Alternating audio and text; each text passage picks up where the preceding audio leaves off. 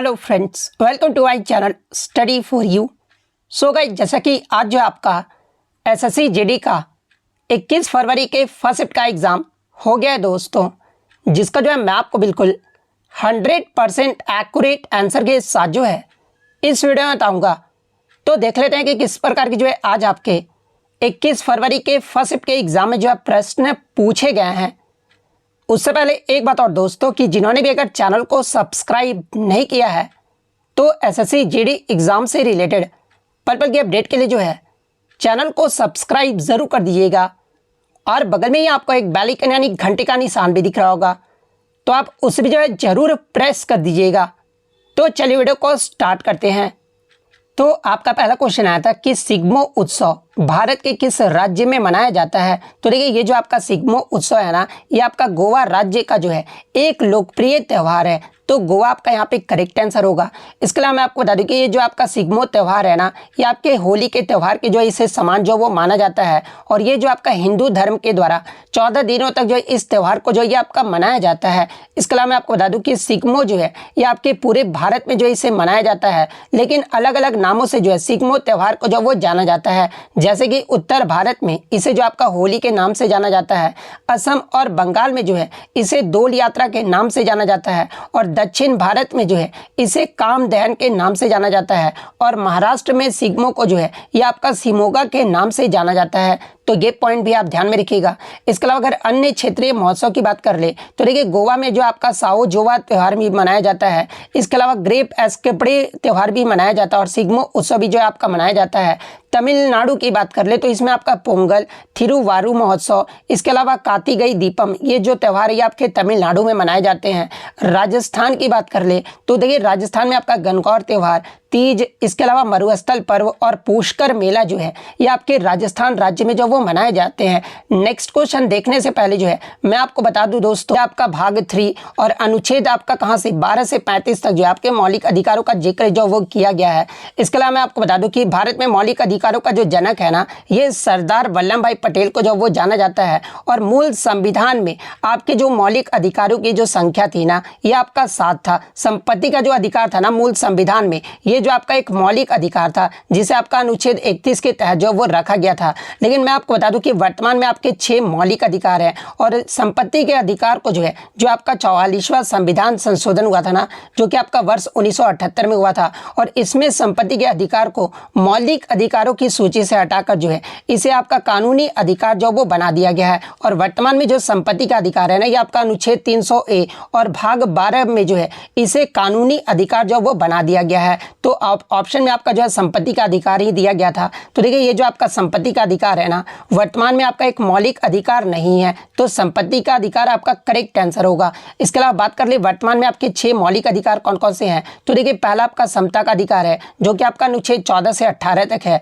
Second आपका स्वतंत्रता का अधिकार है जो कि आपका अनुच्छेद 19 से 22 तक है। थर्ड आपका शोषण के विरुद्ध अधिकार है जो कि आपका अनुच्छेद 23 से 24 तक है। फोर्थ आपका धर्म की स्वतंत्रता का अधिकार है जो कि आपका अनुच्छेद 25 से 28 तक है।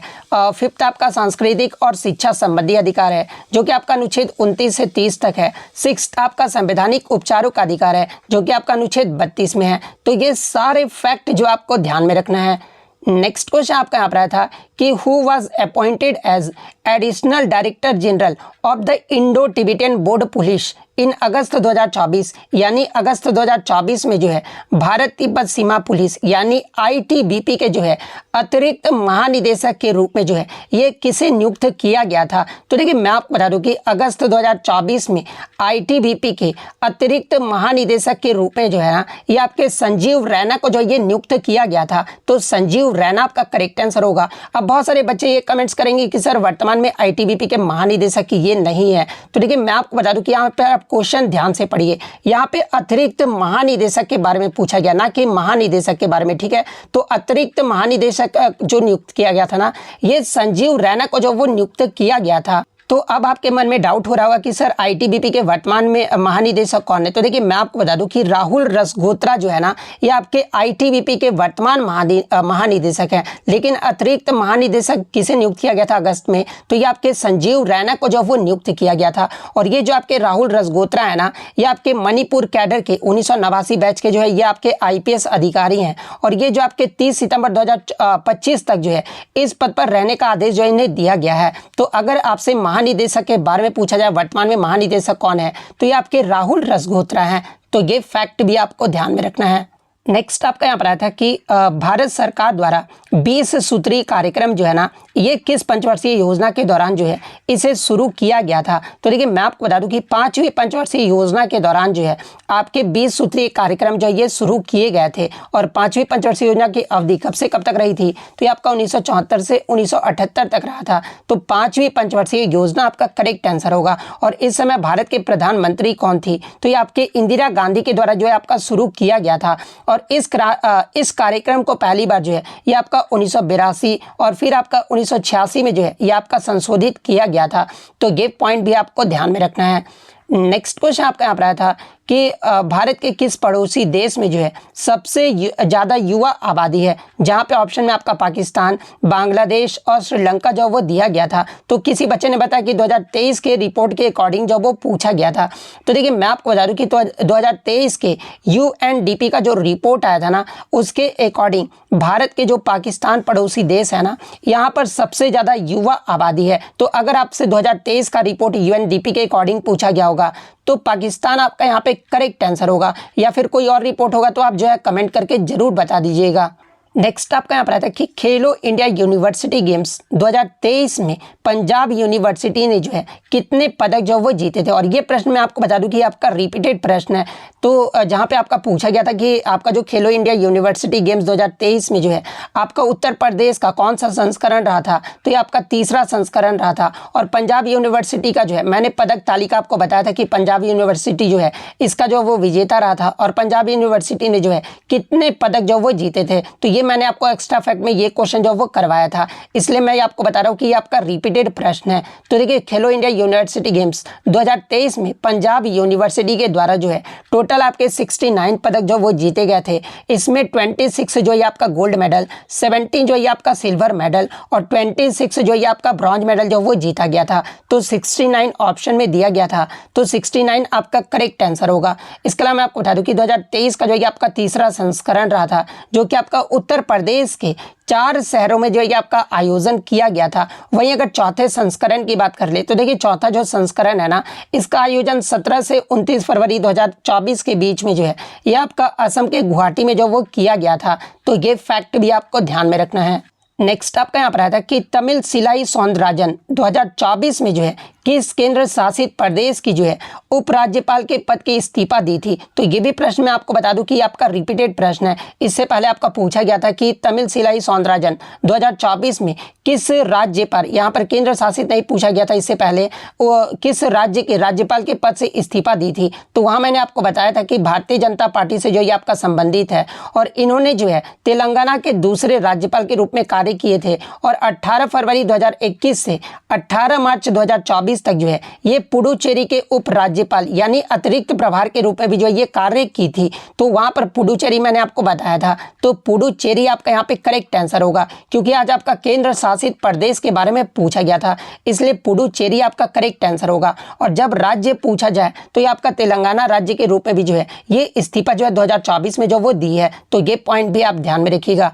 नेक्स्ट क्वेश्चन आपका यहाँ पर आया था कि बालकृष्णन बुआ इचलंकर रिजकर किस घराने से जो ये आपका संबंधित है। तो देखिए बात कर ले बालकृष्ण बुआ इचलकरिंजकर की, तो ये जो आपके ग्वालियर घराने से संबंधित है। तो ग्वालियर घराना आपका करेक्ट आंसर होगा। नेक्स्ट आपका क्वेश्चन आया था कि आपका मैच द फॉलोइंग से आया था, जो कि आपका साइंस से आया था।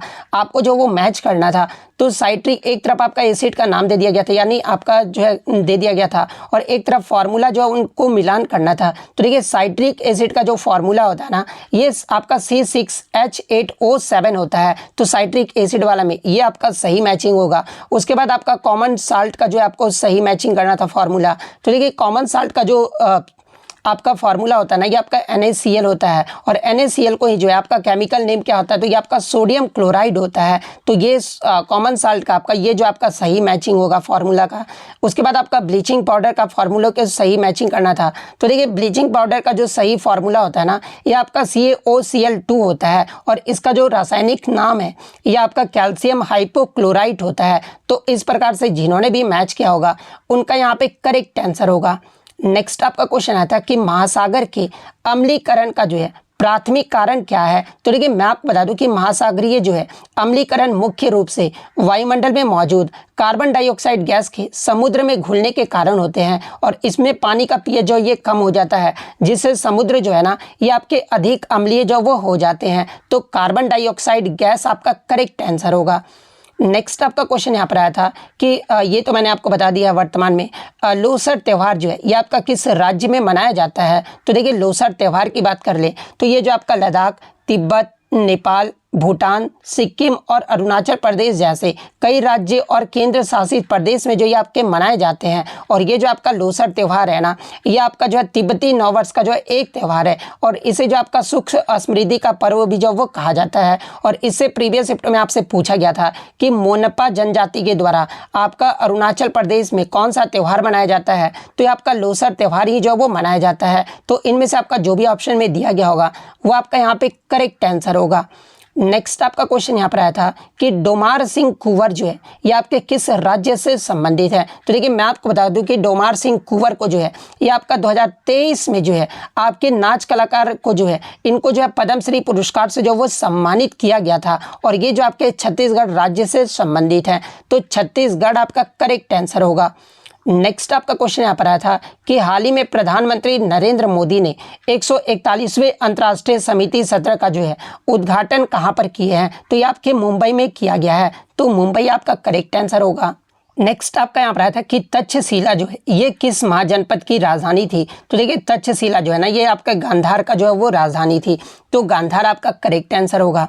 नेक्स्ट आपका क्वेश्चन आया था कि भारत के राष्ट्रपति द्वारा बुलाई गई संयुक्त बैठक की जो अध्यक्षता है ना ये कौन करते हैं। या फिर किसी बच्चे ने प्रश्न ये बताया कि संसद के संयुक्त अधिवेशन जो है ये किसके द्वारा जो वो बुलाया जाता है। तो देखिए अगर ये प्रश्न पूछा गया था तो लोकसभा का अध्यक्ष आपका करेक्ट आंसर होगा। जब आपसे ये प्रश्न पूछा गया होगा तो ये जो आपका राष्ट्रपति के द्वारा जो ये आपका बुलाया जाता है। देखिए मैं आपको बता दूं कि संविधान के अनुच्छेद 108 के अकॉर्डिंग जो है संसद के संयुक्त अधिवेशन की जो अध्यक्षता है ना ये आपके लोकसभा के अध्यक्ष के द्वारा जो वो किया जाता है। अगर लोकसभा के अध्यक्ष अनुपस्थित रहते हैं ना तो उनकी अनुपस्थिति में जो है ये आपके लोकसभा के उपाध्यक्ष जो है ये जो आपके अध्यक्षता जो वो करते हैं। और लोकसभा के अगर उपाध्यक्ष भी अगर अनुपस्थित रहते हैं तो उनकी अनुपस्थिति में जो है राज्यसभा के उपसभापति द्वारा जो है इन सत्रों की अध्यक्षता जो वो की जाती है। तो ये फैक्ट भी आपको ध्यान में रखना है। नेक्स्ट क्वेश्चन आपका बता था कि 1947 में भारत का जो विभाजन है ना ये कितने भागों में हुआ था। तो देखिए मैं आपको बता दूं कि 1947 में भारत का जो विभाजन है ना ये आपका दो हिस्सों में जो ये आपका बटा था। और कौन से दो हिस्से, तो ये आपका भारत और पाकिस्तान में जो ये बट गए थे। तो दो आपका यहाँ पे करेक्ट आंसर होगा। और देखिए इस बंटवारे की जो घोषणा है ना ये आपके 2 जून 1947 को जो है भारत के आखिरी वायसराय लुईस माउंटबेटन के द्वारा जो वो किया गया था। और किस योजना के आधार पर किया गया था। तो देखिए भारत का जो विभाजन है ना ये आपके माउंटबेटन योजना के आधार पर जो है ये आपके निर्मित भारतीय स्वतंत्रता अधिनियम 1947 के आधार पर जो वो किया गया था।